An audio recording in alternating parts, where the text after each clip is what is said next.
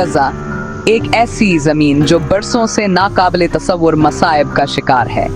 एक ऐसी जगह जहां बच्चों के खिलौने, माओं के गले, बुजुर्गों के साए और नौजवानों के ख्वाब सब खून और आंसुओं में डूबे हुए हैं। ब्रेक टाइमों के साथ आज गजा पुकार रही है। मासूम मुसलमानों की चीखें आसमानों को हिला रही हैं, लेकिन दुनिया बेहिस है। ये सिर्फ फलस्तीन का मसला नहीं है, ये हर मुसलमान का मसला है। कुरान हमें सिखाता है व इन इस्तंसरुकुम फिद्दीन फअलैकुमुन नस्र। अगर वो दीन में तुमसे मदद मांगे तो तुम पर उनकी मदद करना फर्ज है।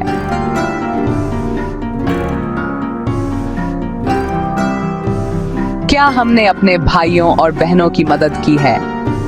क्या हमने इनकी फरियादों का जवाब दिया है?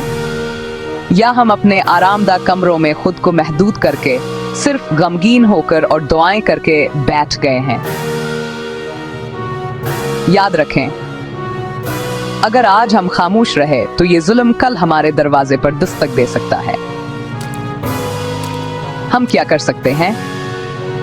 सबसे पहले मजलूमों के लिए दिल से दुआ करें।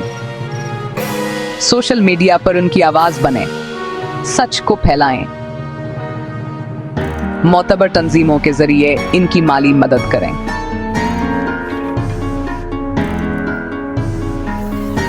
हमारी नई नस्ल को फलस्तीन की हकीकत के बारे में आगाह करें।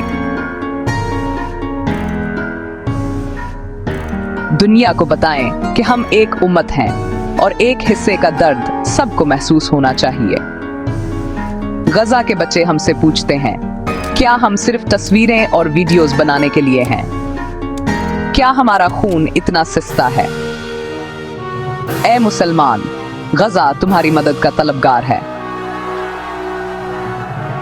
उठो, जागो, बोल उठो और अपना किरदार अदा करो।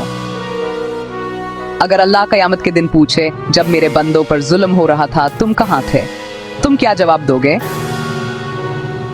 अल्लाह गजा के मजलूमों को फतह अता फरमाए, इन पर अपनी खास रहमत नाजिल फरमाए और हमें उनके हकीकी मददगार बनने की तौफीक अता फरमाए।